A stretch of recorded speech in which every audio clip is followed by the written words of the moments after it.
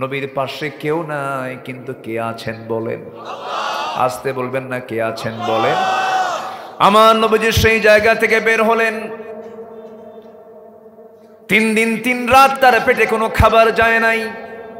সিরাত ইবনে হিশামে এসেছে, আমার নবীজি পিছনে একবার তাকান, সামনে একবার তাকান। যদি এই তায়েফের কাফের মুশরিকরা জেনে যায় আমি বেঁচে আছি, ওরা আমাকে ধরেই মেরে ফেলবে রে। নবীজি পিছনে একবার তাকান, সামনে একবার তাকান, দৌড়াচ্ছেন। সামনে গিয়ে আর পারলেন না, মাথা চক্কর মেরে উঠল। সামনে পেলেন একটা আঙ্গুরের বাগান। আঙ্গুর বাগান পাওয়া মাত্রই ভিতরে ঢুকে গেলেন, আড়াল হয়ে গেলেন। আর পারলেন না, চিত হয়ে 4 হাত পা ছেড়ে দিয়ে তিনি চিত হয়ে পড়ে থাকলেন জমিনে। ওই আঙ্গুর বাগানের একজন কেয়ারটেকার দূর থেকে লক্ষ্য করে দেখে কে যেন এসে জমিনে পড়ে গেল, বাগানে পড়ে গেল।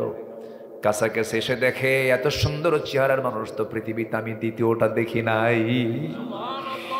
এত সুন্দর মানুষকে মারলো কি? এত সুন্দর মানুষটাকে আক্রমণ করলো কে? দয়া হলো, মায়া হলো। আঙ্গুর বাগান থেকে কয়েকটা আঙ্গুর পেরে নিয়া, থোকা থোকা আঙ্গুর পেরে নিয়া চিপে চিপে চিপে চিপে মোটে 1 গ্লাস আঙ্গুরের রস তৈরি করে নবীর দিকে দয়া করে ওই কেয়ারটেকার, বাগানের কেয়ারটেকার রাসূলকে দিয়ে বলছে, এই যুবক, তুমি রসটা পান করো, তুমি তো মরে যাবে, তুমি তো বাঁচবে না। থরথর করে কাঁপতেছ, কোনো আওয়াজ নেই নবীর মুখে, আওয়াজটাও বন্ধ হয়ে গেছে, রক্ত শূন্যতায় পড়েছেন রাসূল। যখন 1 গ্লাস আঙ্গুরের রস দেওয়া হলো, হাত কাঁপতেছে নবীজি 1 গ্লাস আঙ্গুর নিয়ে বিসমিল্লাহ বলে 3 ঢোকে সেবন করলেন। 3 ঢোকে পান করার পরে শক্তিটা ফিরে পেলেন। মুস্কি একটা হাসি মেরে যুবকের দিকে তাকায় বলছেন, যুবক, তোমাকে ধন্যবাদ, তবে আমি তোমাকে চিনি, তোমার নাম তো আদ্দাস। যুবক বলে, আমাকে চিনলো কেমনে? বুঝলাম না, দেখা হলো না, কথা হলো না, পরিচয় হলো না, আমাকে চিনলো কেমনে, আমার নামটা জানলো কেমনে? কৌতূহল জাগলো। এবার বলছে, যুবক, তুমি আমাকে চিনলা কেমনে? আমার সঙ্গে তোমার কোনোদিন দেখা হয় নাই। এবার রাসূল বলছেন, আদ্দাস, তোমার নাম শুধু জানি না, তোমার গ্রামের নামটাও জানি। তুমি কোন গ্রামে জন্ম নিয়েছো? কোন গ্রাম? নিনুয়া নামক গ্রামে জন্ম নিয়েছো। আরো আশ্চর্য হয়ে গেল। এবার বলছে, আমার গ্রামের নাম নিনুয়া, তোমাকে কে বলে দিল? সঙ্গী সঙ্গী বলতেছে, আদ্দাস রে, তুমি যে গ্রামে জন্ম নিয়েছো সেই গ্রামে জন্ম নিয়েছেন। আউযু বিল্লাহি মিনাশ শাইতানির রাজীম। বিসমিল্লাহির রাহমানির রাহিম।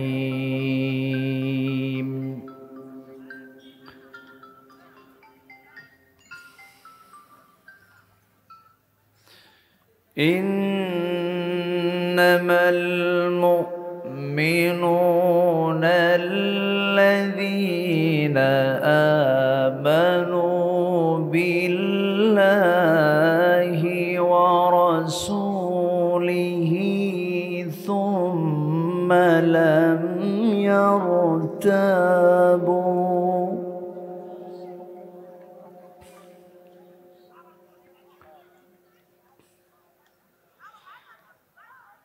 ثم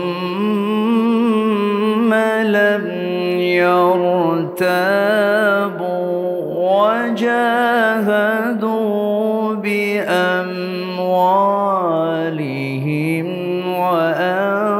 وأنفسهم في سبيل الله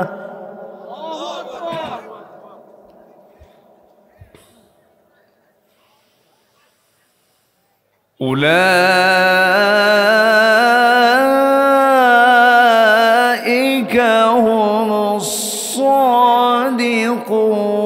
الصادقون.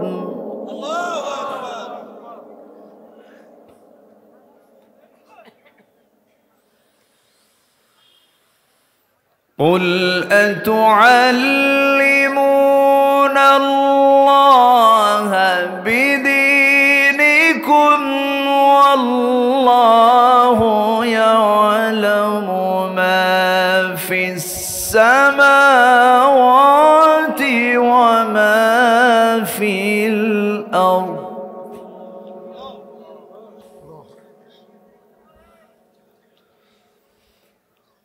والله بكل شيء عليم.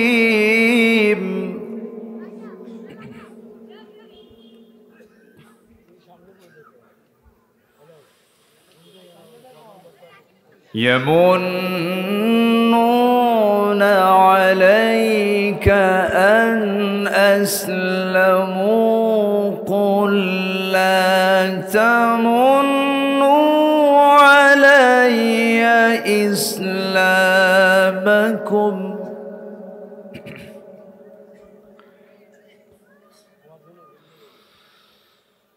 بل الله يمن عليكم أن هداكم للإيمان إن كنتم صادقين.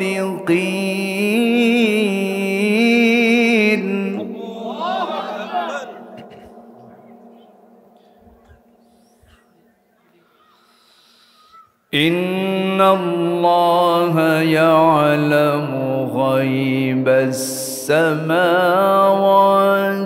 والأرض والله بصير بما تعملون.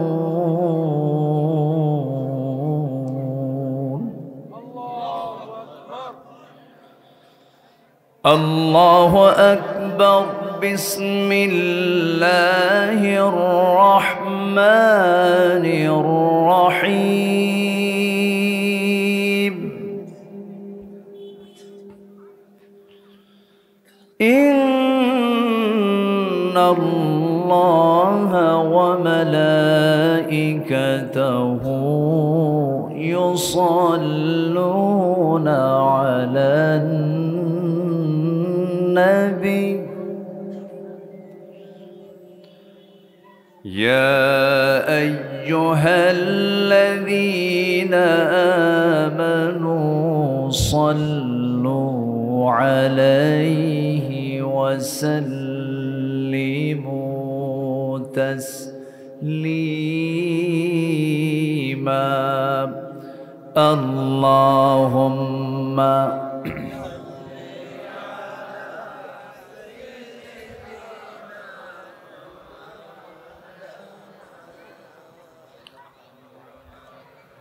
وعلى آله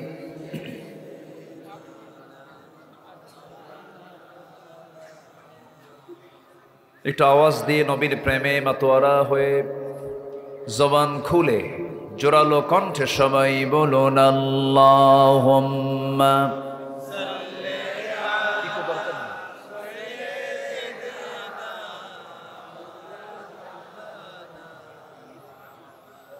وعلى آل سيدنا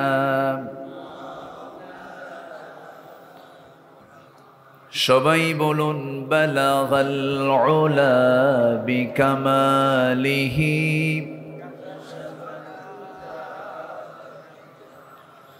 حسنت جميع خصاله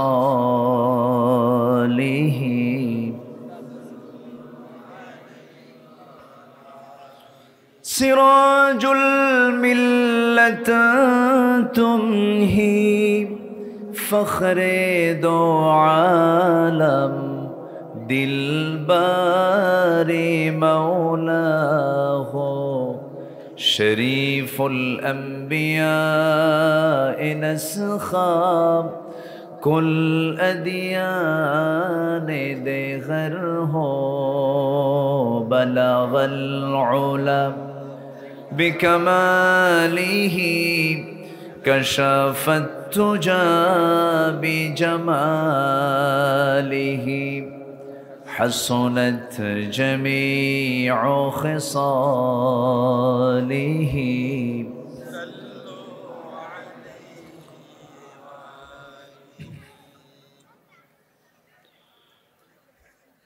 কুমিল্লা অঞ্চলের চাঁদপুর জেলার শাহরাস্তি উপজেলার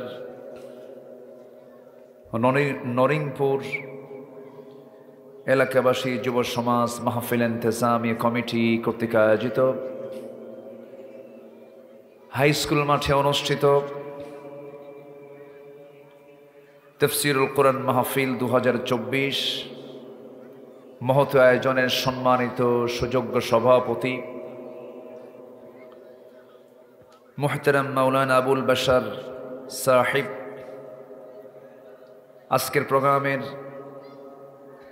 আমন্ত্রিত অতিথি মুফাসসির কোরআন মাওলানা মুফতি আমিমুল ইহসান রহমানী, আজকের এই মহৎ আয়োজনের প্রধান আকর্ষণ, অন্যতম আকর্ষণ, আমি যার সুরের নিজেও একজন অন্ধভক্ত,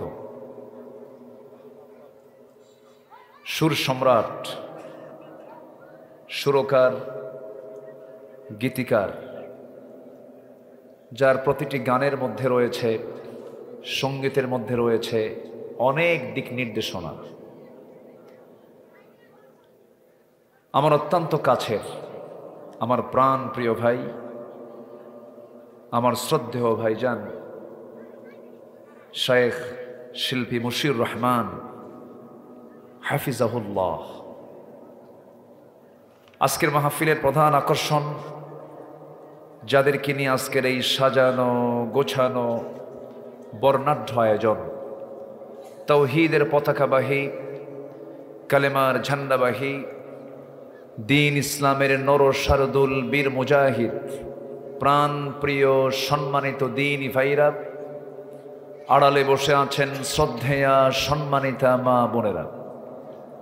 আলোচনার সূচনায় আনুষ্ঠানিকতার মধ্য দিয়ে আমার পক্ষ থেকে আবারও দিল খোলা সালাম, আসসালামু আলাইকুম ওয়া রাহমাতুল্লাহি তাআলা ওয়া বারাকাতুহু।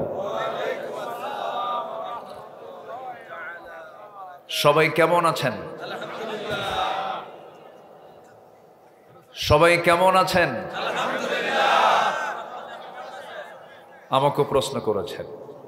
আল্লাহ তাআলা আমাকে আপনার মতোই, আপনার কাতারেই, আপনার সাথেই রেখেছেন, বলি আলহামদুলিল্লাহ।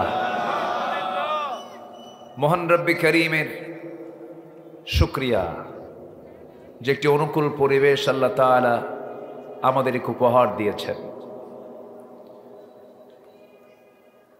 মাহফিল কমিটি ছিল এই তো কয়েকদিন আগেই প্রতিটি থানার কাছে দাগে আসামি। মাহফিলের পারমিশন নেবার জন্য কমিটির জুতার তলার ক্ষয় হয়ে যেত, অনুমতি মিলত না। চিন্তা করুন আল্লাহ তাআলা কি পরিবেশ দিলেন। এখন থানা থেকেই ফোন দিয়ে বলে কিছু কি লাগবে? ঠিক আছে না? সম্মানিত হাজিরিন, এই পরিবেশ, এই সিচুয়েশন আল্লাহ তাআলা আমাদেরকে দিয়েছেন। এটা সম্পূর্ণ অবদান কার? আসতে বলবেন না কার? সাহায্য করেছেন কে?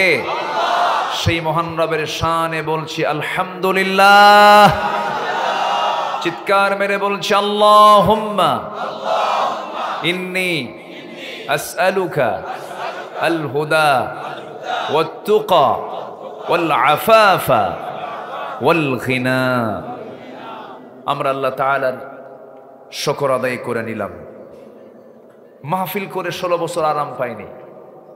এই বিগত 16 বছর, 26 বছর এই অঙ্গনে, এর 16 বছর কেটেছে বিপরীত স্রোতে। আমার মশিউর ভাই সাক্ষী, একটা মাহফিলে ছিল খুলনা অঞ্চলে মাহফিল, সাতক্ষীরায়। এর চেয়েও কয়েক গুণ মানুষ, উপচে পড়া ভিড় ছিল মাহফিলে। হাজার হাজার মানুষ, আলোচনাও হলো, ভাইও সঙ্গীত গাইলেন, মাহফিল শেষও হলো। মাহফিল শেষ হওয়ার সাথে সাথেই সাদা পোশাকধারী একটা টিম আমাকে ঘেরাও করে ফেলল, বলল, হুজুর ওয়াজ বহুত করছেন, চলেন আমরা একটু যাই। আমাকে নিয়ে চলে গেল। তো সাদা পোশাকধারী, সাদা মাইক্রোবাসে করে নেওয়া যাওয়া মানে কি? নিরাপদ না বিপদ? আমি আয়াতুল কুরসি পড়ছিলাম, আমি আল্লাহর কাছে সাহায্য চাচ্ছিলাম। শুধু বললাম যে আমার তো কোনো ওয়ারেন্ট নাই, আমি তো মেহমান হয়ে এই জেলায় এসেছি মাহফিল করতে, তা আমাকে কেন নিচ্ছেন, কোথায় নিচ্ছেন, কি নিচ্ছেন, কিছু বলে না। এরকম করে অনেক জায়গায়, পাবনার দারুল আমান ট্রাস্ট, এখানে একজন বসে আছেন, ঈশ্বরদী বাড়ি, দেখা করতে আসছিল, পাবনায় বাড়ি। 2014 সাল, পাবনার হার্ড পয়েন্ট দই বাজার, কোনো দোষ ছিল না আমার, রসুলের সিয়ারাত নিয়ে কথা বলছি, প্রকাশ্যে অস্ত্র উঁচিয়ে আমাকে লক্ষ্য করে গুলি পর্যন্ত করা হয়েছে, মঞ্চে আগুন ধরিয়ে দেওয়া হয়েছে, এবং সেই মাহফিল কমিটির সেক্রেটারিকে উপস্থিত সেখান থেকে গ্রেফতার করা হয়েছে। 3 দিন পরে, এত কিছু করার পরে সেখানে একটা মামলা হলো, সেই মামলার আমি হলাম 1 নম্বর আসামি। এরকম করে অসংখ্য কোরআনের মাহফিল তারা বন্ধ রেখেছিল। চট্টগ্রামের প্যারেড ময়দান এবার চালু হচ্ছে, বলি আলহামদুলিল্লাহ। আমি সেখানে ভাঙ্গাচোরা একদিন আছি। সিলেট আলিয়া মাদ্রাসার মাঠ বন্ধ ছিল 16 বছর, এবার ওপেন হচ্ছে আলহামদুলিল্লাহ। কিন্তু রক্তাক্ত করতে চাচ্ছে, আবার দেশকে অস্থির করতে চাচ্ছে একটা কুচক্রী মহল। আসতে বলবেন না, সেই কুচক্রী মহল এখনো আছে না নাই? আছে। সম্মানিত বন্ধুগণ,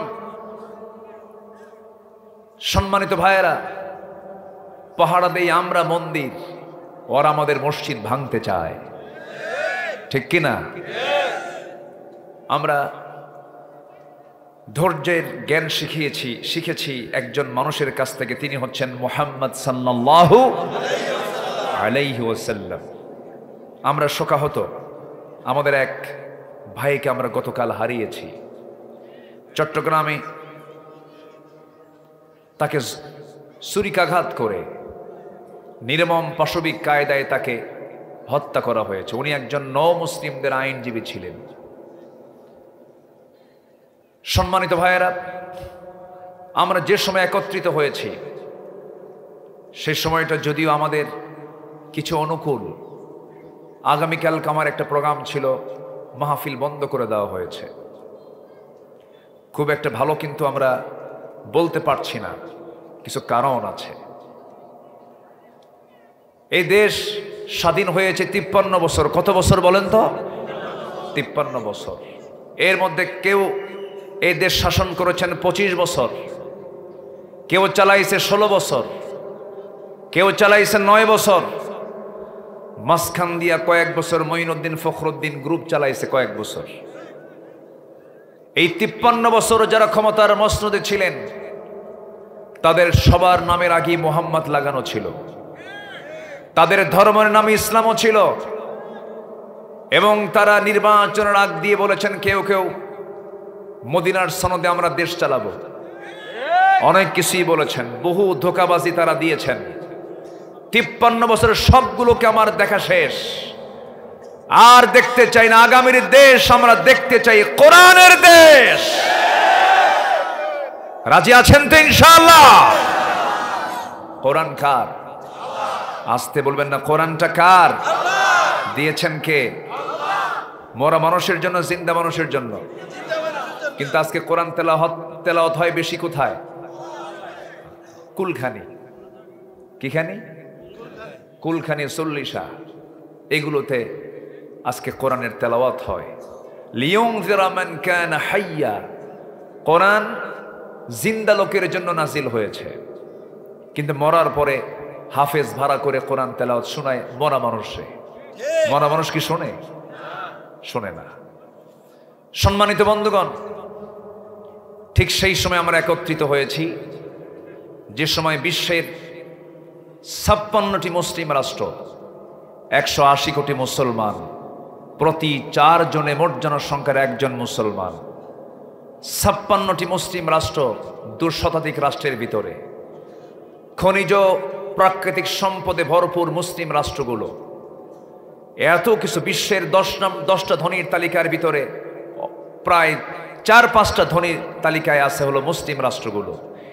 এত কিছু ফেভারে থাকার পরেও গোটা পৃথিবীতে সবচাইতে মার খাচ্ছে কোন জাতি? বলেন কোন জাতি? মুসলমান। কেন? কি জন্য? কিসের কারণে এমনটা হচ্ছে? এই বিষয়ে আমাদের কিছু জানার দরকার আছে না নাই? আসতে বলবেন না, আছে না নাই? আমার মশিউর ভাই মনে হচ্ছিল কি জানেন, আমি চলে আসি মঞ্চে, আজকে ওয়াজবাত, আজকে গজলই শুনব, এরকম মনে হচ্ছিল। এক একটা গজলের মধ্যে কত কথা, কত মেসেজ। একটা সঙ্গীত মানুষের জীবনকে পরিবর্তন করে দিতে পারে যদি মনোযোগ দিয়ে শোনা হয়। সম্মানিত ভাইয়েরা, আমি ভাইকে একটু মনে কষ্ট দিচ্ছি বসায় রেখে, কোনো কষ্ট? আপনাকে রুখসত দিয়েছি আমি, জি আপনি যতক্ষণ থাকবেন, অথবা জি জি জি ইনশাআল্লাহ। আমি তো বুঝি একটু কষ্ট, যা আপনাদেরকে কিন্তু ছুটি দেই নাই, আপনারা থাকুন। উনি খান নাই, উনি খাওয়া দাওয়া করবেন একটু। হ্যাঁ বসেন বসেন, ফ্যান লাগবে না, বাতাস লাগবে না। সম্মানিত হাজিরিন, আমি আলোচনার সূচনায় কোরআনে কারীমের গুরুত্বপূর্ণ একটি সূরা, সূরাতুল হুজুরাত থেকে শেষ দিকের কয়েকটা আয়াতে কারিমা আমি তেলাওয়াত করেছি। তেলাওয়াতকৃত আয়াতগুলোকে সামনে রেখে কিছু কথা বলতে চাচ্ছি। আমাকে সময় দেবেন তো? সবাই সময় দিতে রাজি আছি? আমাকে না বলে কেউ যাবেন? একজনও কি যাবেন? আমাদের শেষ কাজ হবে কি? বলেন বলেন বলেন, দোয়া মুনাজাত। আমরা শেষ কাজ করে এখান থেকে বিদায় নেব, যেন এই কথাটা আমাকে বারবার না বলতে হয়। আমরা আদর্শ শ্রোতার পরিচয় দিয়ে, কোরআনের শ্রোতার পরিচয় দিয়ে মাহফিলে বসে থাকাকে শুধু বসে থাকা নয়, ইবাদত মনে করে শেষ অবধি থাকার তৌফিক তুমি আল্লাহ সবাইকে দিয়ে দাও। জোরে বলি আমিন। আসুন আমরা এখন মূল আলোচনার দিকে আস্তে আস্তে যাচ্ছি। আমরা বইয়ে পড়েছি কাল 3 প্রকার: অতীত, বর্তমান, ভবিষ্যৎ। পড়েছি পাস্ট, প্রেজেন্ট, ফিউচার। কিন্তু আসলে কাল কিন্তু 3 প্রকার নয়, কাল মূলত 2 প্রকার। একটা হচ্ছে ইহকাল, আরেকটা কি? পরকাল। আমরা আছি কোন কালে? বলেন কি কালে? এটার নাম দুনিয়া। এটার নাম কি? দুনিয়া। আর পরকাল আখিরাত। পরকাল কি বলেন তো? আখিরাত। দুনিয়া শব্দ কোরআনে এসেছে, আখিরাত শব্দ কোরআনে এসেছে, দুটাই আরবি শব্দ। আমরা দুনিয়া চাই না আখিরাত চাই? দুনিয়া চাবেন না? দুনিয়ার দরকার নেই? আবার কয় আছে? দুনিয়ার দরকার আছে। তাহলে আমরা দুনিয়া চাই না আখিরাত চাই? এই তো সুন্দর করে একজন জবাব, দুটাই চাই। হ্যাঁ, দুটাই চাইতে হবে, কিন্তু প্রাধান্য দিতে হবে আখিরাতকে। আল্লাহ রাব্বুল আলামিন সুন্দর করে দোয়া করতে বলছেন বান্দাকে। যারা পারেন ঠোঁট মিলিয়ে বলুন রব্বানা আতিনা, বলুন রব্বানা আতিনা ফিদ দুনিয়া হাসানাতাও ওয়া ফিল আখিরাতি হাসানাতাও ওয়া কিনা আযাবান নার ওয়াজআলনাল জান্নাতা মাআল আবরার। জোরে বলুন আল্লাহু আকবার। আয় আল্লাহ তাআলা, তুমি আমাকে দুনিয়ার হাসানা দিয়ে দাও, আখিরাতের হাসানা দিয়ে দাও। দুনিয়ার কল্যাণ যদি না আসে, আখিরাত বরবাদ হয়ে যাবে। দুনিয়াকে সাজাবো আমরা দুনিয়া দিয়া না, ইসলাম দিয়া। দুনিয়াকে সাজাবো আমরা নিজের মন মতো না কোরআন মতো? কিসের মতো? কোরআনের মতো করে আমরা সাজাবো দুনিয়াটাকে।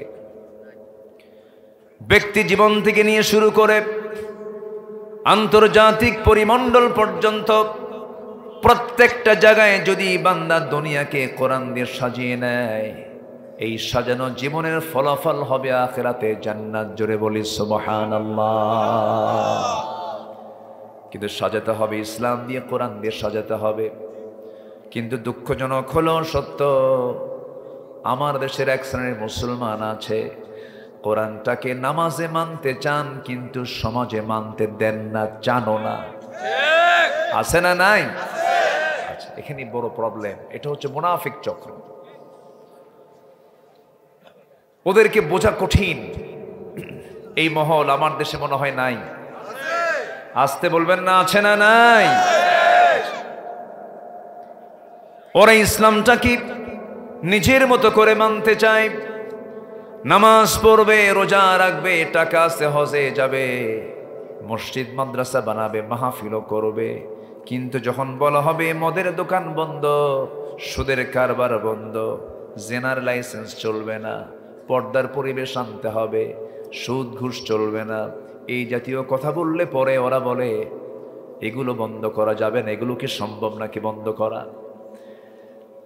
বিভিন্ন আজে বাজে কথা বলে, ফাঁকি দেওয়ার চেষ্টা করে। কিন্তু আল্লাহ বলছেন, বান্দারে আফাতুমিনুনা বিবাদিল কিতাবি ওয়া তাকফুরুনা বিবাদ। তুমি কিতাবের কিছু অংশ মানবে, কিছু অংশ মানবে না, তা হবে না, ফলাফল হবে ইল্লা খিজিয়ুন ফিল হায়াতিদ দুনিয়া। দুনিয়ার জিন্দেগিতে লাঞ্ছিত হবে, দুনিয়ার জিন্দেগিতে তুমি ক্ষতিগ্রস্ত হয়ে যাবে, আখিরাতেও তোমার সব বরবাদ হয়ে যাবে। এই জন্য আমার বন্ধুগণ, ইসলামটাকে মানার শর্ত হলো আংশিক না পুরোপুরি। আসতে বলবেন না, আংশিক না পুরোপুরি? পুরোপুরি। আংশিক মানার নাম মুসলিম নয়। প্রকৃত মুসলিম হলো সামিআনা ওয়া আতা'না وقالوا سمعنا وأطعنا غفرانك ربنا وإليك المصير। জোরে বলুন আল্লাহু আকবার। আমার বন্ধুগণ, আমার দেশে ইসলামী দল আছে না নাই? আবার ইসলাম ছাড়া দলও আছে না নাই? কোন দলটা মজবুত? কোন? কি কথা কি বুঝতেছেন? আমার কথা বললেই তো অনেকের গায়ে লাগে। লাগলে কি করার? 16 বছরই কথা ছাড়ি নাই, এখন তো প্রশ্নই আসে না। ঠিক। 2018 সালে চট করে আমাকে পুলিশ গ্রেফতার করে নিয়ে চলে গেল থানায়। থানায় নিয়ে কয়, হুজুর আপনি নাশকতা ছড়াচ্ছেন, আপনি স্পর্শকাতর বিষয়ে কথা বলছেন।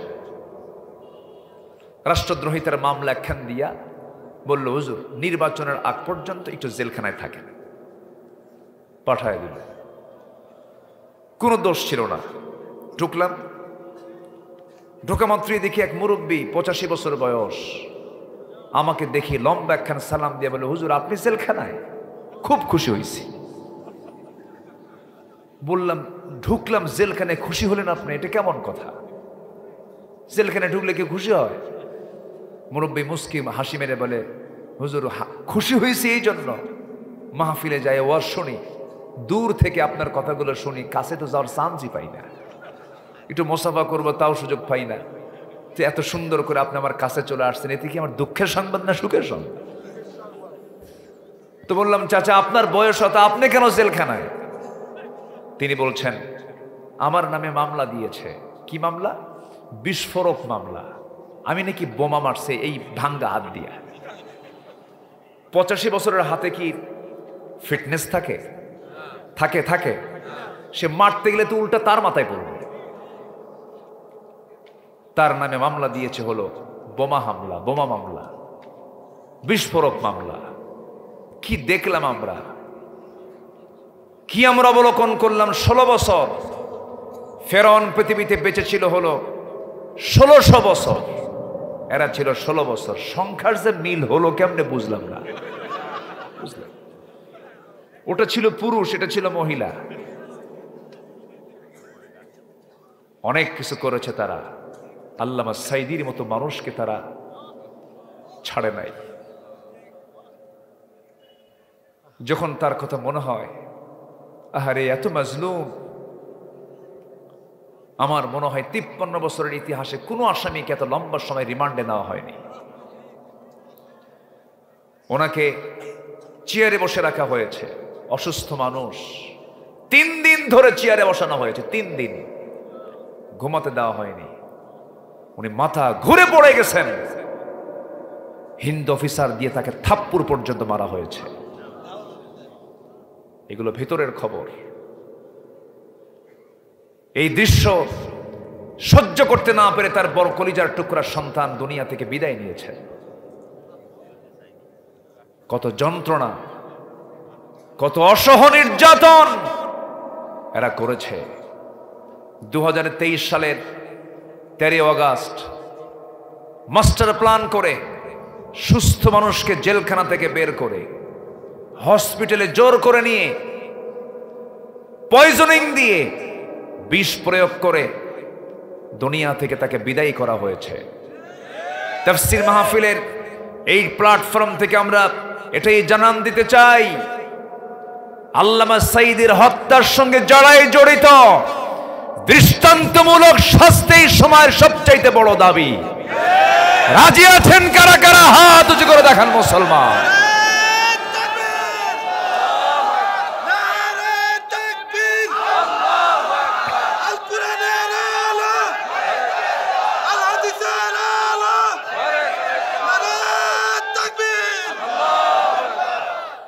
সম্মানিত ভাইয়েরা, সম্মানিত বন্ধুগণ, বিশ্বের 180 কোটি মুসলমানের এই দুনিয়াতে তার যে জনপ্রিয়তা, ডক্টর ইউসুফ আল কারজাবী রাহিমাহুল্লাহর পর গোটা দুনিয়ার মুসলমানদের মাঝে তিনি ছিলেন একজন জনপ্রিয় ব্যক্তি। এটা তাদের সহ্য হয়নি। তারা চেয়েছিল তাকে শেষ করলেই বুঝি আমরা বেঁচে যাই। বাঁচলো না মরল? চিন্তা করুন, রান্না হয়েছে যার জন্য, তার রান্না দুপুরে কিসমতে জোটে নাই।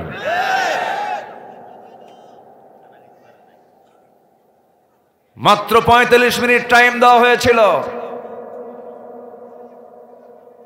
এগুলো সব পরিকল্পনা কার?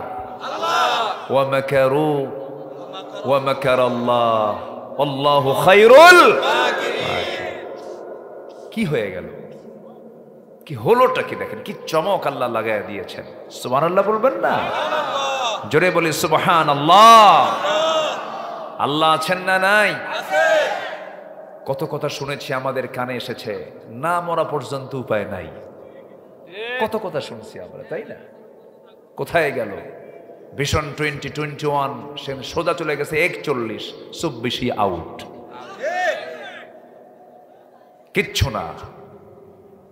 ফেরাউন থেকে শিক্ষা নেয়নি ওরা, নমরুদ থেকে শিক্ষা নেয়নি। নমরুদের চেয়ে বড় কিছু, ফেরাউনের চেয়ে বড় কিছু।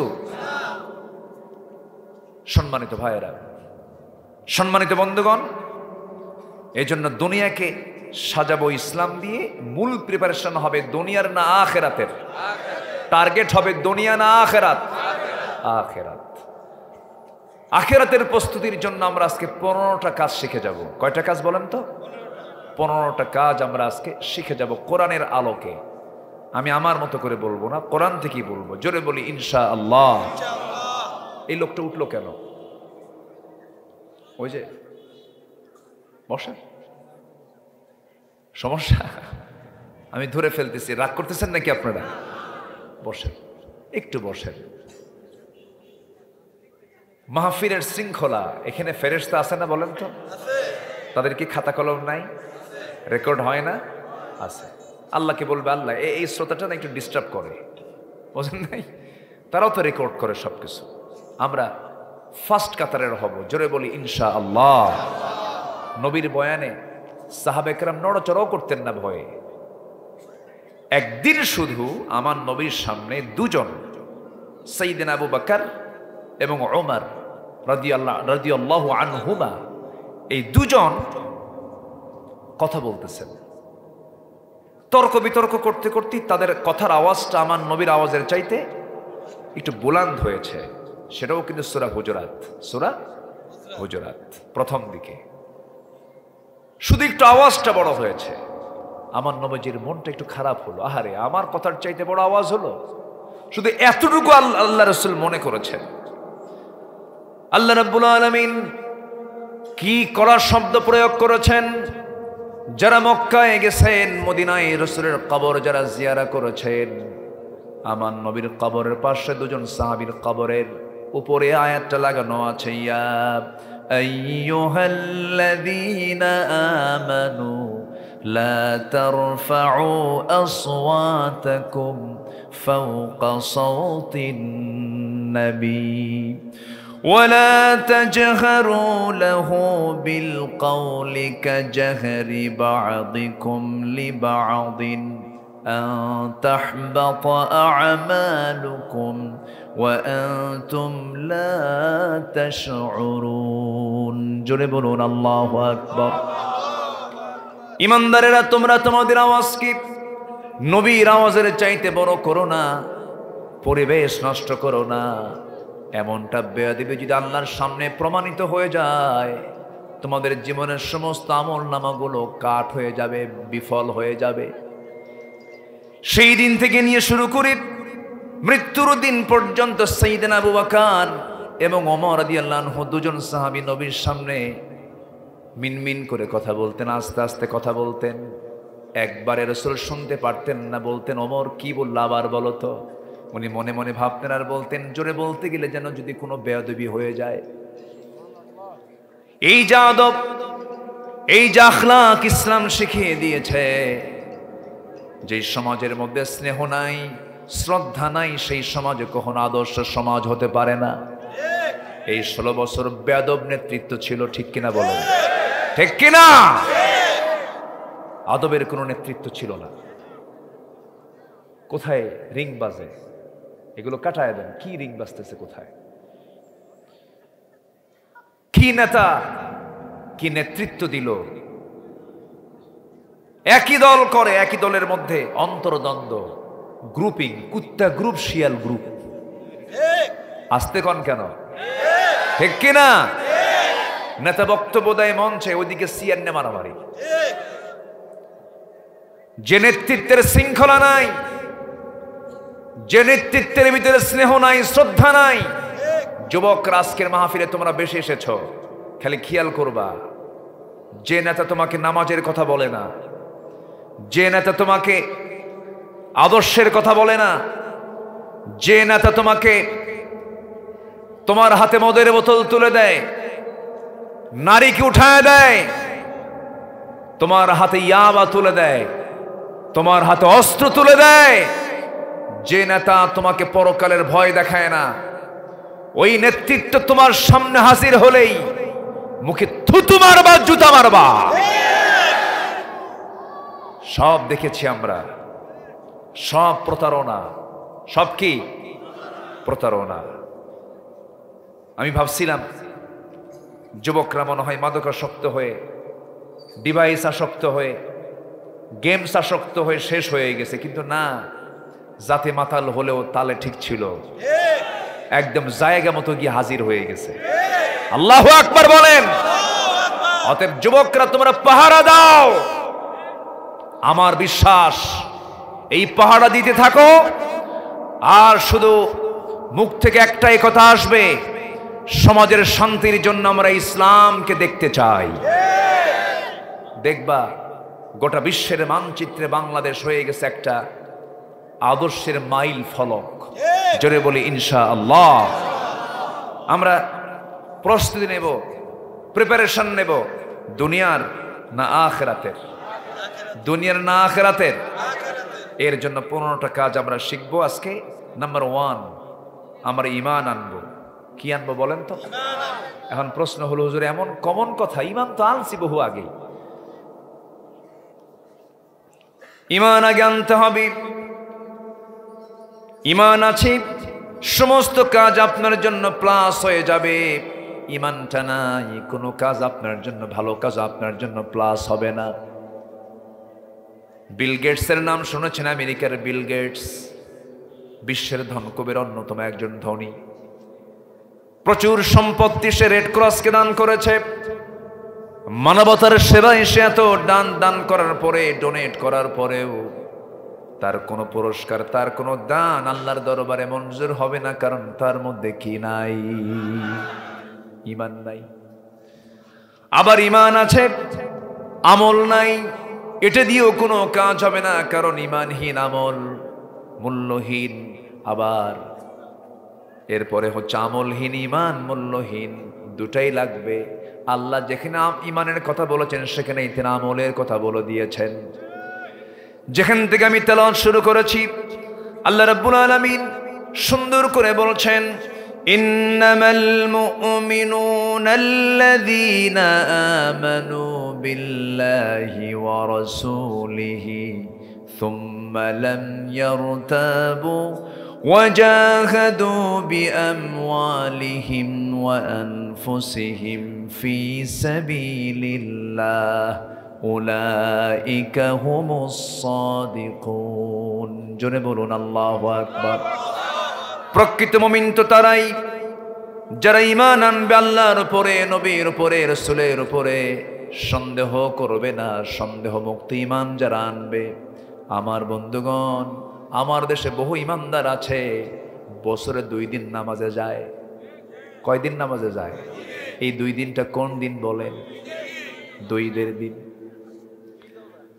মাঝে মাঝে আবার আরেকটা নামাজ পড়তে যায়, জানাজা নামাজ, ওযু ছাড়া। কি ছাড়া? ওযু ছাড়া যায়। বাপ মরে গেছে, জানাজায় না গেলে কেমন হয়? সেই ঈমানের দাবি করে।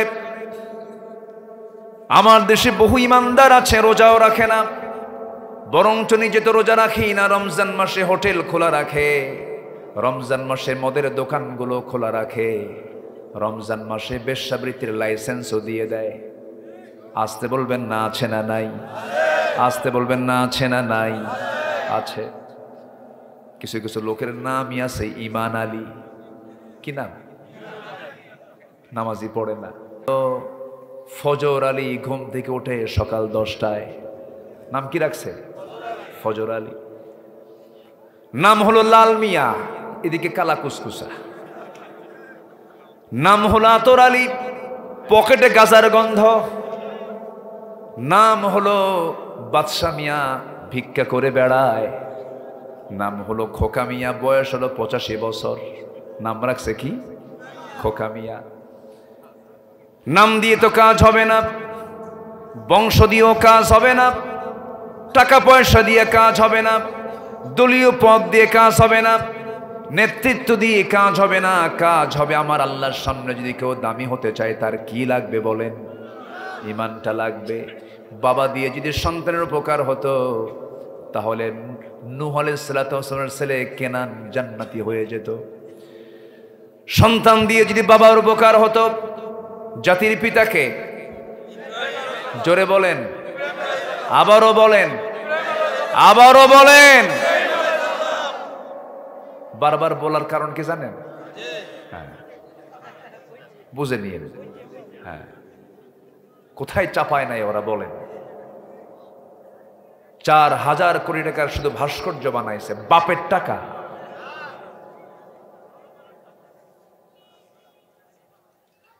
ভাস্কর্য আর ছবি আর মূর্তি যদি ইসলামে জায়েজ হতো, আমার নবীর তো অন্তত একটা ছবি তো থাকার কথা। আছে? কোথাও পাবেন? আমার নবীর মৃত্যু হয়েছে 1500 বছর আগে, 2000 বছর আগের মানুষের মূর্তি আছে দুনিয়াতে। আছে না নাই? আছে। আমার নবীজির কোনো স্ট্যাচু বা মূর্তি, কোনো ছবি উনি মানেন নাই, এটাতে বিশ্বাসী নয় বলেই তার কোনো ছবি পৃথিবীতে নাই। কবরে যদি ফুল দেওয়া জায়েজই হতো, কবরে যদি পুষ্পস্তবক অর্পণ করা যদি জায়েজই হতো, তাহলে গোটা পৃথিবীর ফুলগুলো সব জমা হতো মদিনা মুনাওয়ারায়।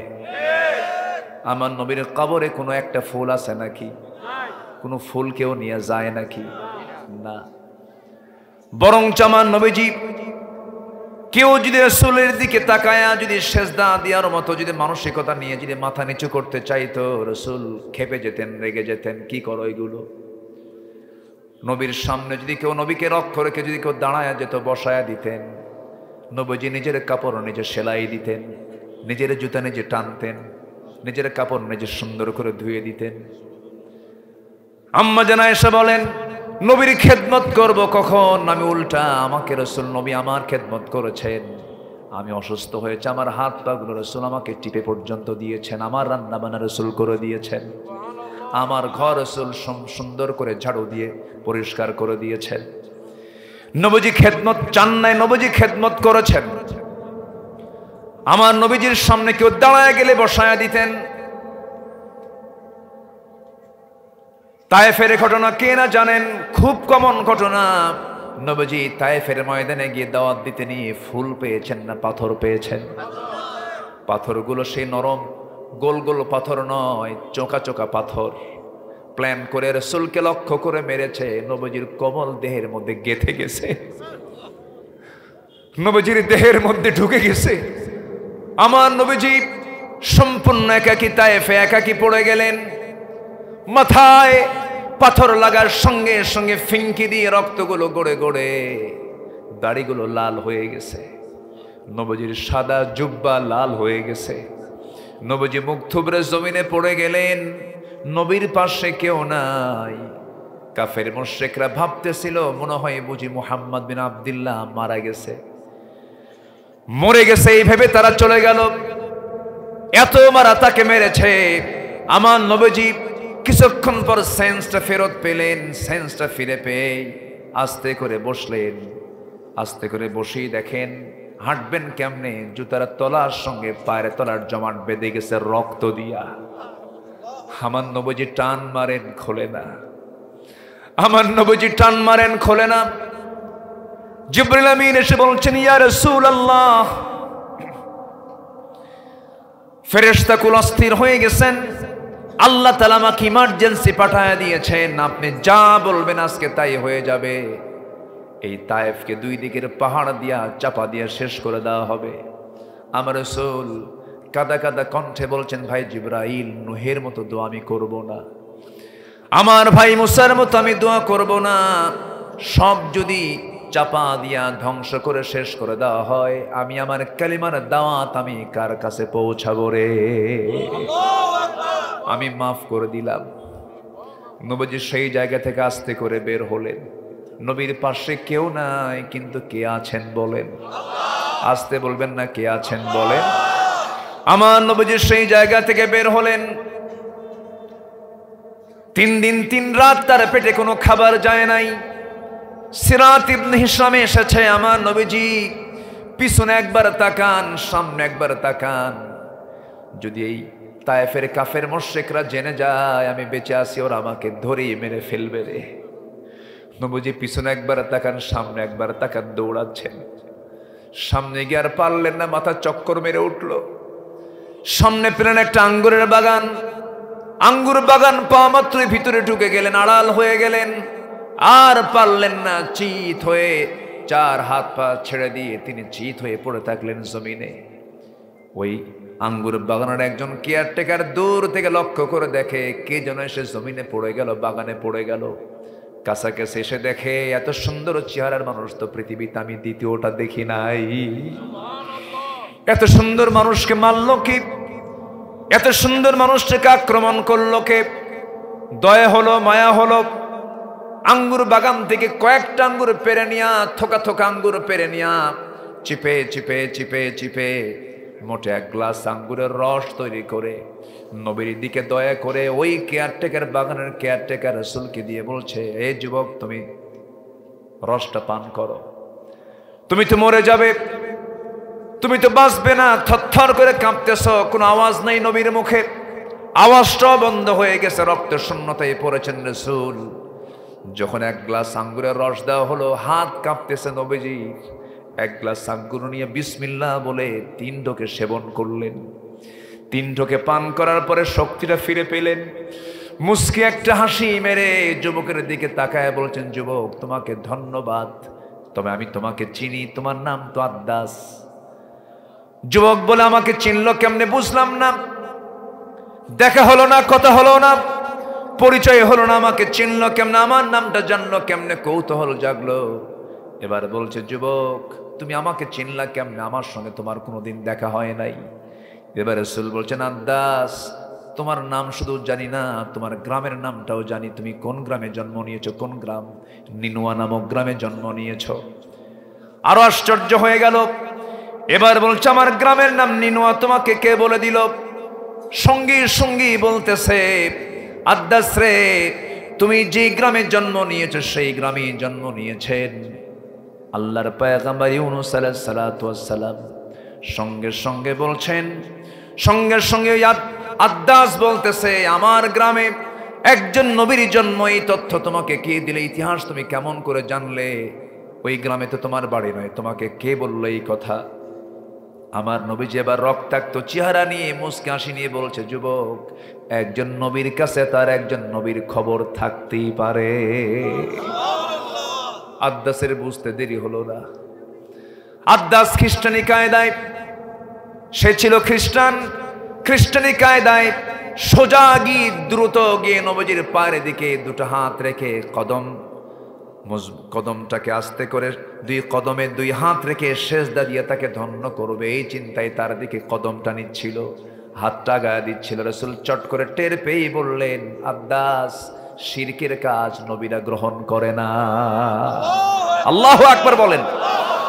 সঙ্গে সঙ্গে দুটো হাত শক্ত করে ধরলেন, বুকের সঙ্গে বুক লাগায়া দিলেন, বললেন, কুল ইন্নামা আনা বাশারুম মিসলুকুম ইউহা ইলাইয়া আন্নামা ইলাহুকুম ইলাহুন ওয়াহিদ ফামান কানা ইয়ারজু লিকাআ রাব্বিহি ফালইআমাল আমালান সালিহান ওয়ালা ইউশরিক বিইবাদাতি রাব্বিহি আহাদা। জোরে বলুন আল্লাহু আকবার। তুমিও বান্দা, আমিও বান্দা, আমার কাছে ওহী আসে, তোমার কাছে ওহী আসে না। আমার দুঃখ আছে, কষ্ট আছে, শোক আছে, আনন্দ আছে, তোমার মধ্যে তাই আছে। আমার গায়ে রক্ত মাংস আছে, তোমার গায়ে রক্ত মাংস আছে। আমি হলাম আল্লাহর পয়গম্বর, আমার কাছে ওহী আসে, তোমার কাছে ওহী আসে না, এইটুকু তফাৎ। বান্দা হয়ে বান্দাকে কখনো সেজদা দেওয়া যাবে না।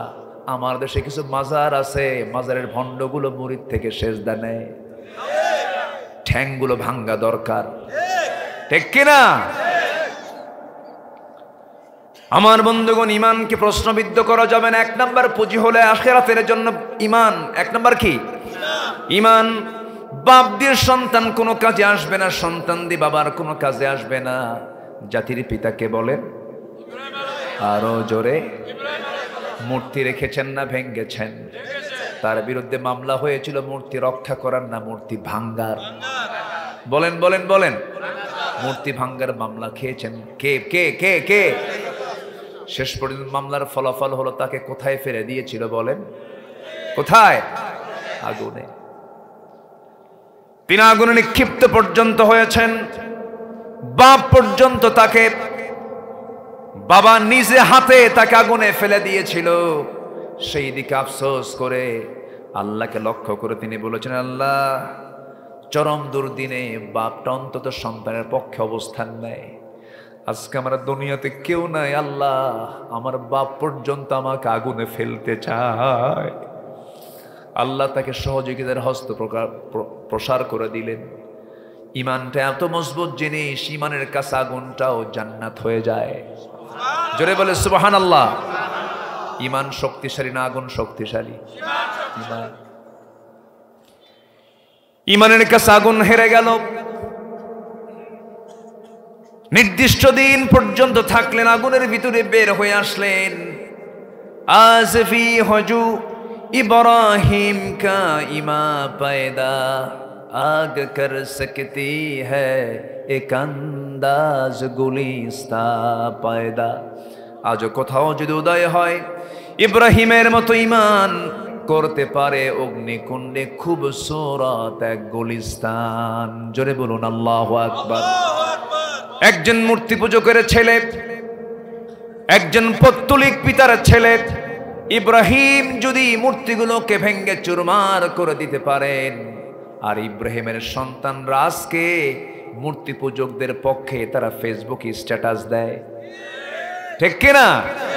কবি আফসোস করে বলছেন, উনকো তহজীব নে হর বন্দ সে আজাদ কিয়া, লাকে কাবে সে সনম খানে মে আবাদ কিয়া।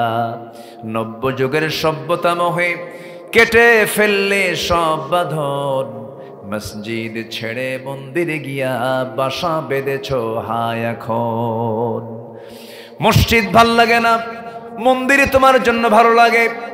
মসজিদ ভালো লাগে না তোমার জন্য, দুনিয়ার অন্য কোনো জায়গা ভালো লাগে না। না, আল্লাহ রাসূল বলেছেন, হাদিসে কুদসির মধ্যে এসেছে, আল্লাহ পাক নিজে ওয়াদা দিয়েছেন, রাজুলুন কলবুহু মুআল্লাকুম বিল মাসাজিদ, যার দিলটা মসজিদের সঙ্গে লটকানো থাকবে, আমি আল্লাহ তাকে আমার আরশ আজিমের ছায়ায় জায়গা দিয়ে দেব। সবাইকে 5 ওয়াক্ত নামাজ পড়তে রাজি আছেন নাকি? এটা হাত তুলে দেখেন তো কারা কারা পড়তে চান। আল্লাহ কবুল করুন, জোরে বলি আমিন, আরো জোরে বলি আমিন। হাত নামান, কষ্ট পাচ্ছেন না তো? আখিরাতের প্রস্তুতির জন্য আমরা কয়টা কাজ শিখে যাব আজকে? চলতেছে কয় নাম্বার? 1 নাম্বার। তাহলে এখন বলেন, মাহফিল কি একদিন হওয়া দরকার? 2-3 দিন হলে পরে একটু বেশি ভালো হয়, কিন্তু সে সুযোগ তো নাই। এত সুন্দর মানুষ আপনারা পিন পতন নীরব হয়ে এত সুন্দর মনোযোগ দিয়ে কতগুলো শুনছেন। আল্লাহ তুমি শেষ পর্যন্ত কন্টিনিউ থাকার তৌফিক দিয়ে দাও। খুব সুন্দর আপনারা, আলহামদুলিল্লাহ। আমার এই ভদ্রতা আমার কাছে স্মরণীয় হয়ে থাকবে। এত রাতে বসে আছেন ঠান্ডার ভিতরে, কষ্ট করে, নিজের পয়সা খরচ করে, দূর দূরান্ত থেকে এসেছেন কোরআন শোনার জন্য। আল্লাহ তুমি এটার জন্য উত্তম জাযা দিয়ে দাও, জোরে বলি আমিন। সম্মানিত ভাইয়েরা, তাহলে আমরা ঈমানটা আনবো সন্দেহ না সন্দেহ মুক্ত? ওয়ালাম ইয়ারতাবু, যারা সন্দেহ মুক্ত ঈমান আনবে এবং ওয়াজাহাদু, জিহাদ করবে। কার পথে? আসতে বলবেন না, কার পথে? এমনি এমনি না, জান এবং মাল দিয়া। জান মাল দিয়ে। এটা কে দেখতে চান? আমাদের এই জীবন দেওয়াকে দেখতে চান তিনি কে? আল্লাহ। এটা কম কথা না, এই প্রস্তাব কিন্তু কম বড় প্রস্তাব না। দেশ জুলুম থেকে বাঁচার জন্য, এই দেশবাসীকে রক্ষা করার জন্য রাজপথে এসে আবু সাইদরা জীবন দেয়, শহীদ অসীমরা জীবন দেয়, মুগ্ধরা জীবন দেয়। আর আমার দেশের মুফতিরা ফতুয়া দেয়, ওরা তো শহীদই হয় নাই, তুমি কোন কসু হইছো? আছে না? বিতর্কিত করার জন্য কিছু ফতুয়া আসে নাই? আসে নাই? কানে আসে নাই? তুমি কোন কসু হইছো? জীবন দেওয়া তো সস্তা না। যত রক্ত লাগে দেব, প্রয়োজনে লোক পাঠাবো, আমি যাব না। কি এই জাতীয় লোকের অভাব আমার দেশে? কি হ্যাঁ অভাব আছে? কম না বেশি? বেশি। এই এতগুলো মানুষের ভেতর থেকে রংপুরের আবু সাইদ, চট্টগ্রামের শহীদ অসীম, ঢাকার মুগ্ধরা মুগ্ধতা ছড়িয়ে আপোষহীন হয়ে বাতিলদের মোকাবেলা করার জন্য, জুলুম শাহী থেকে বাঁচার জন্য যে ত্যাগ স্বীকার করেছে মুসলিম পরিবারের তারা সন্তান নামাজি, তাদের মৃত্যু নিয়ে তোমরা বাজে কথা বলো, তোমরা আরেক মুনাফিক, ঠিক কিনা? আছে না? আছে না? আছে না? এগুলো আছে না? আচ্ছা, সম্মানিত ভাইয়েরা, জিহাদ করতে হবে। জিহাদ মানে হলো চেষ্টা করা। কি করা বলেন তো? এই চেষ্টা ছাড়া কি এই অর্জন আসতো? আসতো। এখন আরেকটা চেষ্টা হলো, এই জমিনটা কার? আমরা আইন দেখতে চাই কার? আরো জোরে আইন দেখতে চাই কার? এই কথা বলতে নিয়ে যদি কারো চোখ রাঙ্গানি দেখতে হয় দেখব, রক্ত দিতে হয় দেব। যতক্ষণ পর্যন্ত আল্লাহর জমিনে দিন কায়েম না হবে, আমাদের আন্দোলন চলতেই থাকবে, চলতেই থাকবে। রাজি আছেন কারা কারা? হাত উঁচু করে দেখান মুসলমান।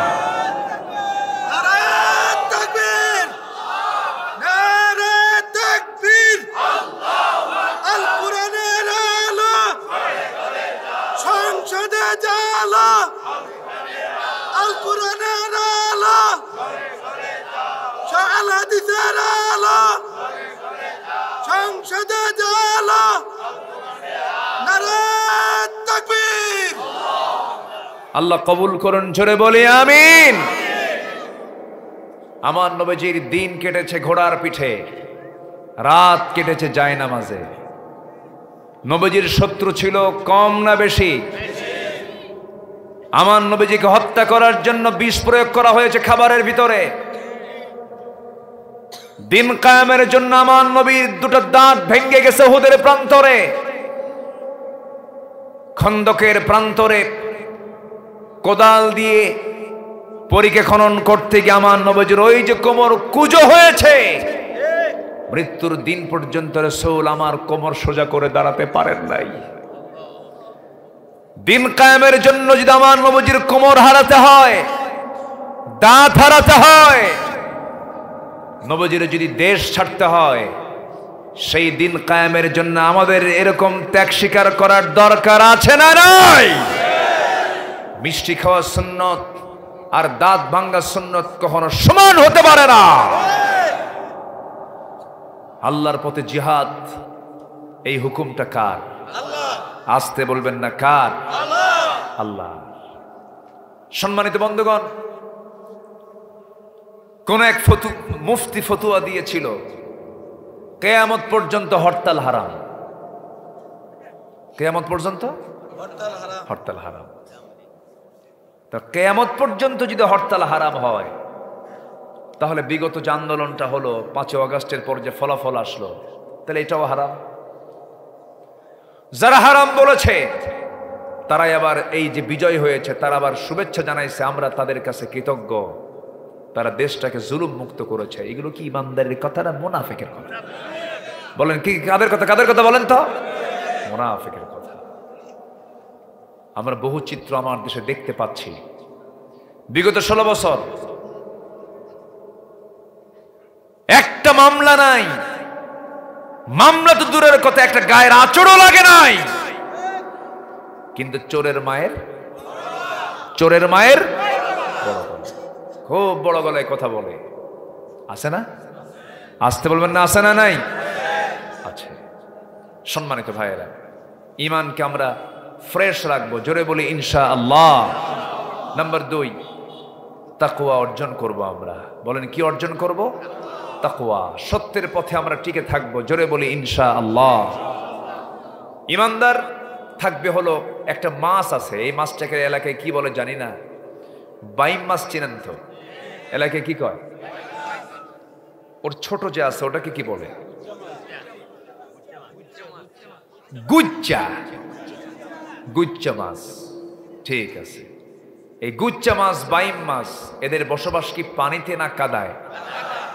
কিন্তু সবচাইতে ফ্রেশ শরীর, যে শরীরে কোনো কাদা থাকে না, যে মাছের সবচাইতে ফ্রেশ শরীর, সেটা কোন মাছ? বাইম মাছ। এই গুচ্চা মাছ গায়ে কোনো কাদা লাগে না, বসবাস কাদায়, কিন্তু গায়ে কাদা লাগার কোনো সুযোগ নাই। এই দুনিয়ার জীবনে হাজারো কাদা, হাজারো পাপ, হাজারো গুনাহ আপনার সামনে হাজির হবে, কিন্তু ঈমানদার কখনো গায়ে লাগাতে দেয় না। এটাই হচ্ছে তাকওয়া। এটা কি বলেন? তাকওয়া। তাকওয়া মানে হলো বেঁচে থাকা। কি থেকে বেঁচে থাকে? গুনাহ থেকে বেঁচে থাকা। আল্লাহ কবুল করুন, জোরে বলি আমিন। আল্লাহ রাব্বুল আলামিন বলেন, ইয়া আইয়ুহাল্লাযীনা আমানু তাকুল্লাহা ওয়া কুলু কাওলান সাদীদা يصلح لكم أعمالكم ويغفر لكم ذنوبكم ومن يطع الله ورسوله فقد فاز فوزا عظيما জোরে বলুন আল্লাহু আকবার। তোমরা আল্লাহকে ভয় করো, তাকওয়া অবলম্বন করো, সত্য কথা বলো, তোমাদের সফলতা আমার আল্লাহ দিয়ে দিবেন। আমাদের সফলতা কে দিবেন বলেন? আল্লাহ দিয়ে দিবেন। নাম্বার 3 হলো ন্যায় প্রতিষ্ঠা করা, সমাজে সদাচার প্রতিষ্ঠা করা। আল্লাহ সুন্দর করে সূরাতুন নাহলের 90 নম্বর আয়াতে সবচেয়ে ব্যাপক অর্থবোধক এই আয়াত। জুমার খুতবা যারা শোনেন, খুতবার মধ্যে আয়াত না আসলে খুতবাই হয় না। যারা পারেন ঠোঁট মিলিয়ে বলুন, ইন্নাল্লাহা ইয়া'মুরু বিল আদলি ওয়াল ইহসান ওয়া ইতা'i যিল কুরবা ওয়া ইয়ানহা আনিল ফাহশাই ওয়াল মুনকারি ওয়াল বাগি ইয়া'iদুকুম লা'আল্লাকুম তাযাক্কারুন। জোরে বলুন আল্লাহু আকবার। নাম্বার 4 হলো দিনের সঠিক ইলম অর্জন করা। এই জাতির পরিবর্তনের জন্য সবচাইতে বড় বিপ্লব ঘটাতে হবে হলো শিক্ষার বিপ্লব ঘটাতে হবে। এই 16 বছর জাতিকে যা শিখাইছে সব কসু, কিচ্ছু শিখতে পারে নাই, ঠিক কিনা বলেন?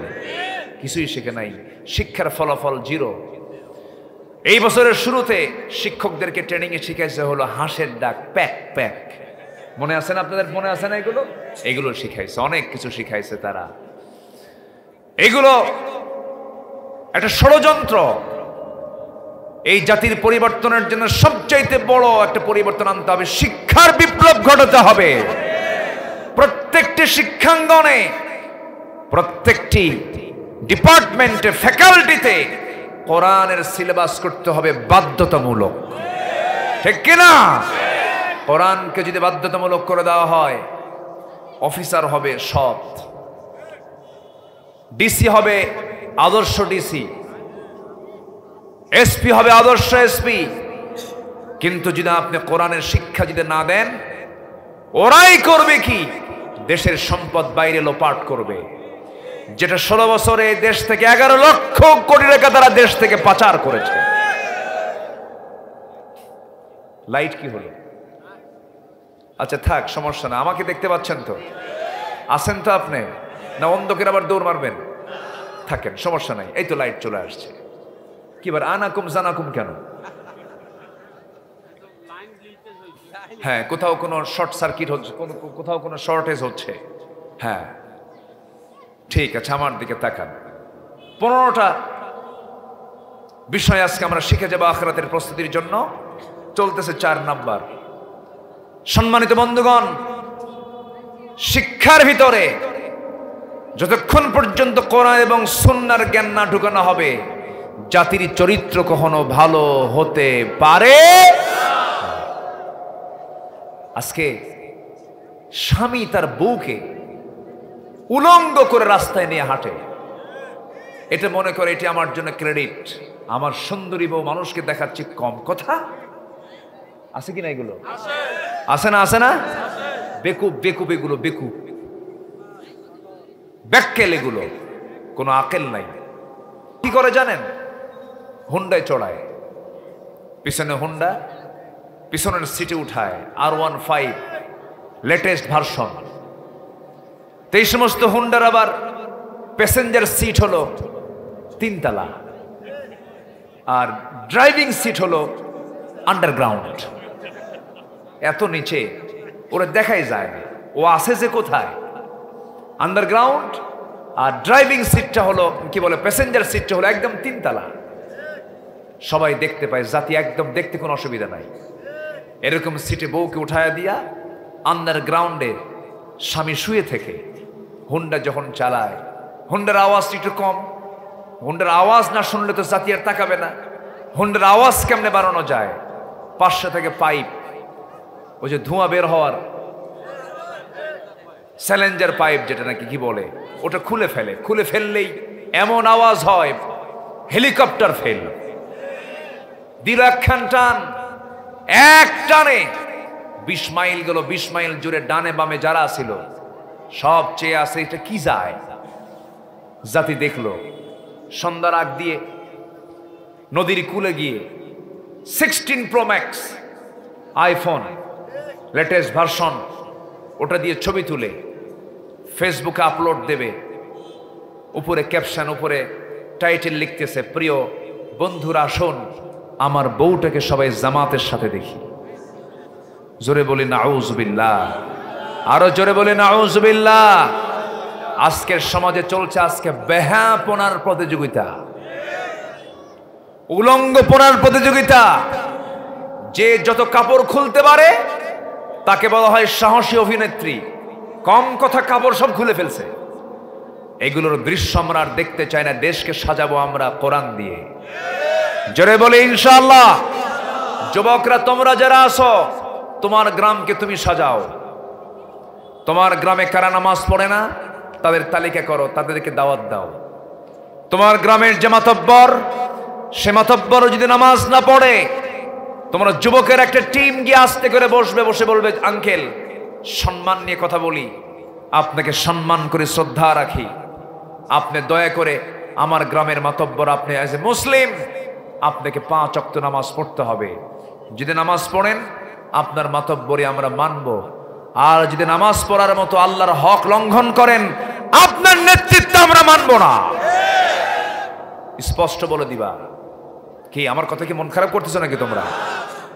আর গ্রামে এই বিষয়টা খেয়াল রাখবে, তোমার গ্রামের কোন ঘর থেকে কার মেয়ে অর্ধলগ্ন পোশাক পরে, বোরকা না পরে, দ্বীনি পরিবেশ রক্ষা না করে সমাজ নষ্ট করার জন্য উলঙ্গ হয়ে কে বের হয়, এটার তালিকা করে চলে যাবা তার বাবার কাছে অথবা তার চাচার কাছে, তার ভাইয়ের কাছে গিয়ে বলবা, আপনার মেয়েকে সামলান, আপনার মেয়ের অর্ধলগ্ন পোশাকে আমাদের চোখের ক্ষতি হয়, বোরকা ছাড়া এই গ্রাম থেকে কেউ বের হবে না।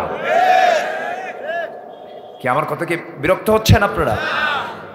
তা'মুরুনা বিল মা'রুফ ওয়া তানহাউনা আনিল মুনকার কুনতুম খায়রা উম্মাতিন উখরিজাত লিন-নাস। এই দায়িত্ব আমাকে কে দিয়েছেন? আসতে বলবেন না, কে দিয়েছেন?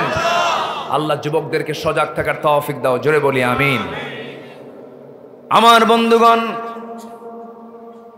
নাম্বার 5 হলো অধিক সংখ্যক নেক আমল করা। আমার আপনার জীবনে ভুল থাকতে পারে, পাপ হতে পারে।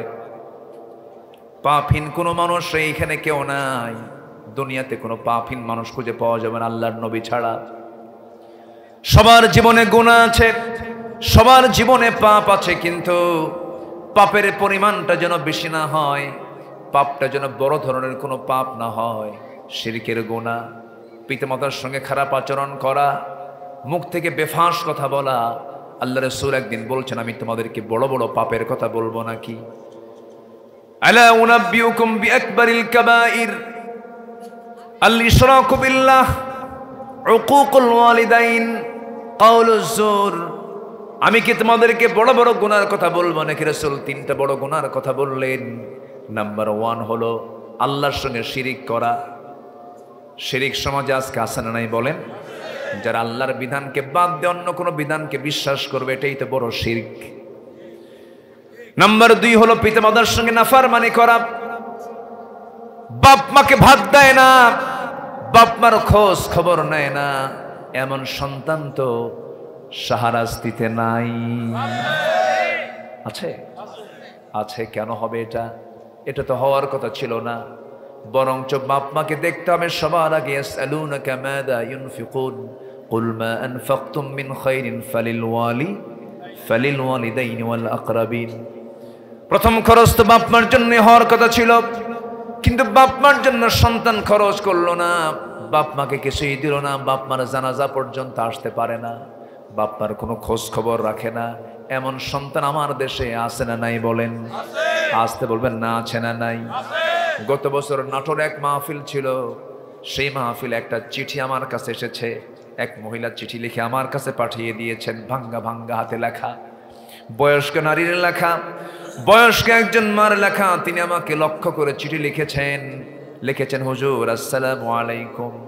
সালাম দিয়ে বলছে, হুজুর আমার বয়স 72 বছর, আমার 3টা ছেলে, একটা মেয়ে। মেয়েকে বিয়ে দিয়েছি, ছেলেগুলো বিয়ে করে নিয়েছে।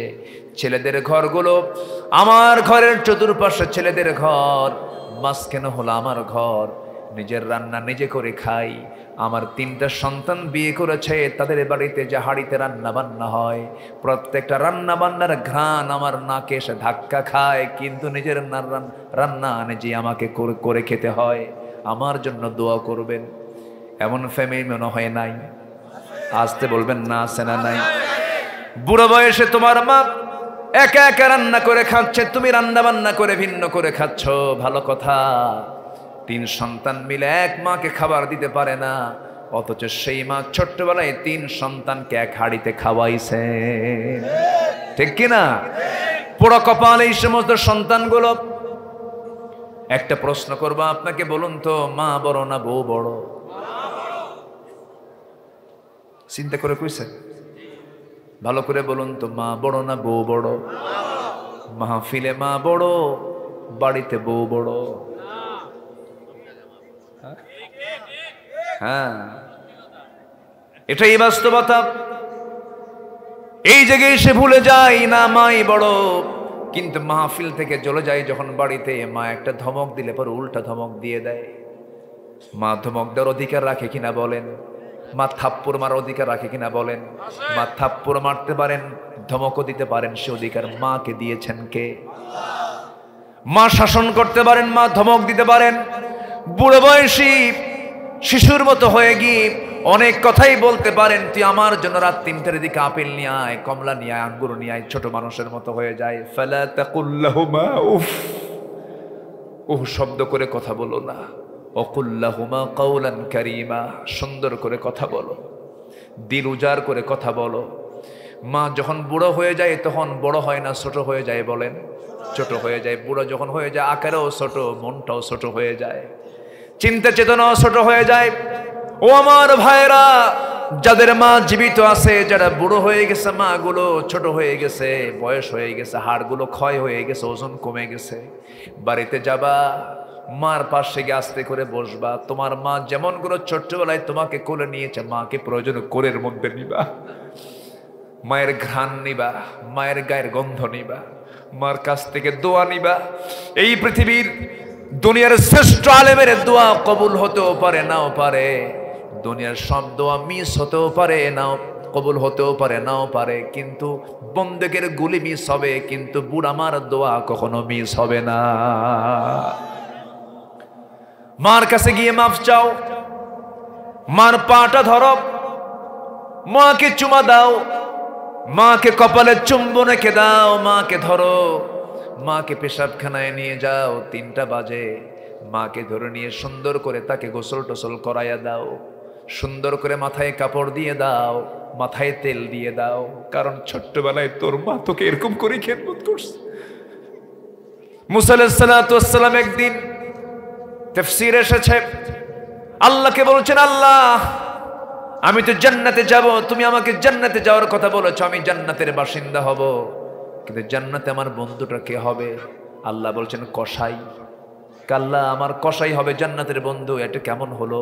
কে লোকটাকে আমি দেখতে চাই, যা অমুক শহরে আছে, অমুক জায়গায় আছে। বাড়িতে গেছে, সেই বন্ধুটা নাই। আমার তো গুনাই নাই। বদমাইশ এগুলো। এরা যদি নেতৃত্বে যায় কি হতে পারে বলেন? কি হতে পারে? যা হতে পারে তাই হয়েছে। নাম্বার 11 হলো আল্লাহর পথে ব্যয় করব আমরা। এটা হচ্ছে আখিরাতের প্রস্তুতি। যা রেখে যাব দুনিয়াতে সন্তান ওয়ারিসরা পাবে, আর যা দেব আখিরাতের জন্য দেব, ঠিক কিনা বলেন? কিছু অংশ আমরা দেব, আল্লাহ কবুল করুন, জোরে বলি ইনশাআল্লাহ। সব দিতে পারবেন না আপনি, সমস্ত সম্পত্তির 1/3, বড় জোর 3 ভাগের 1 ভাগ দেওয়া জায়েজ, কি ঠিক কিনা? এটা আল্লাহর পথে আমরা দেব, এটা আমাদের আখিরাতের কাজে আসবে। আল্লাহ কবুল করুন, জোরে বলি আমিন। ওয়া মিম্মা রাযাকনাহুম ইউনফিকুন। নাম্বার 12 হলো শিরকের অন্তর্ভুক্ত সকল কর্মকাণ্ড থেকে নিজেকে পরহেজ রাখা। মুনিবিনা ইলাইহি ওয়াত্তাকু ওয়া আকিমুস সালাতা ওয়া লা তাকুনু মিনাল মুশরিকিন। নাম্বার 13 হলো আল্লাহ প্রদত্ত একমাত্র সঠিক পথের অনুসরণ। ওয়া ইন্না হাযা সিরাতি মুস্তাকিমা ফাত্তাবিউহু, তারই তোমরা আনুগত্য করো। নাম্বার 14 হচ্ছে আল্লাহ রাসূলের পরিপূর্ণ আনুগত্য আমরা করব জীবনের এক জায়গায় না সব জায়গায়? সব জায়গায়। নাম্বার 15 হলো সর্বক্ষণ মহান আল্লাহর সামনে দাঁড়ানোর ভয়ে হৃদয় লালন করা। আমি আল্লাহর সামনে দাঁড়িয়ে আছি, ভিতরে ভয় ভয় থাকা। কার ভয়? আল্লাহ। কার ভয়? ওয়াজিলাত কুলুবুহুম, ওয়াজিলাত কুলুবুহুম, দিলটা কাঁপতে থাকবে। কার ভয়ে? আল্লাহর ভয়ে। সেজদায় যাব, রুকুতে যাব, থরথর করে কাঁপুনি আসবে। আল্লাহ যদি আমাকে না মাফ করেন কোথায় যাব আমি? সাইয়েদনা আবু বকরের নাম সবাই শুনছেন তো? কয় নাম্বার খলিফা? উনি কাপড়ের দোকানদার ছিলেন। কিসের দোকানদার? কাপড়। এক কাপড় ক্রেতা এসে বলতেছে, আমি কাপড় কিনেছিলাম 6 মাস আগে, পছন্দ হয় না, কাপড়টা ফেরত নাও। উনি ফেরত নিয়ে কাঁদতেছেন। সবাই বলল, আবু বকর কাঁদো কেন? তিনি বলছেন, আমি কাপড়ের জন্য কাঁদি না। কেন কাঁদতেছ? তিনি বলছেন, এই কাপড়, এই কাস্টমারের কাপড় পছন্দ হয় না, সে আমাকে কাপড়টা ফেরত দিয়ে গেল, আমি তাকে টাকা ফেরত দিয়ে দিলাম, কাপড় বুঝে নিলাম, টাকা ফেরত দিয়ে দিলাম, হিসাব শেষ হয়ে গেল। কিন্তু আমি যখন মরে যাব, মরার পরে আল্লাহর সামনে যখন হাজির হয়ে যাব, আল্লাহ যখন আমাকে ডেকে বলবেন, আবু বকর, এই যে তোমার নামাজ, এই যে তোমার রোজা, এই যে তোমার জিহাদ, এই যে তোমার দান, একটাও পছন্দ হয় নাই, সব তোমাকে ফেরত দিলাম, তুমি নিয়ে যাও। আমি কোথায় যাব? আমি কোথায় যাব? এই জন্য আমি কান্দি, এই জন্য আমি কান্দি। এটাই হলো প্রস্তুতি। এই জন্য আমরা কার ভয়ে কাঁদবো বলেন? আল্লাহর ভয়ে কাঁদবো। আল্লাহ 15টা বিষয় আমাদের সতর্ক হয়ে আমল করার তৌফিক দান করুন। জোরে বলি আমিন, আরো জোরে আমিন। আসুন, আমরা সময় লম্বা করব না, যতটুকু হয়েছে আমরা বলে ফেলি আলহামদুলিল্লাহ।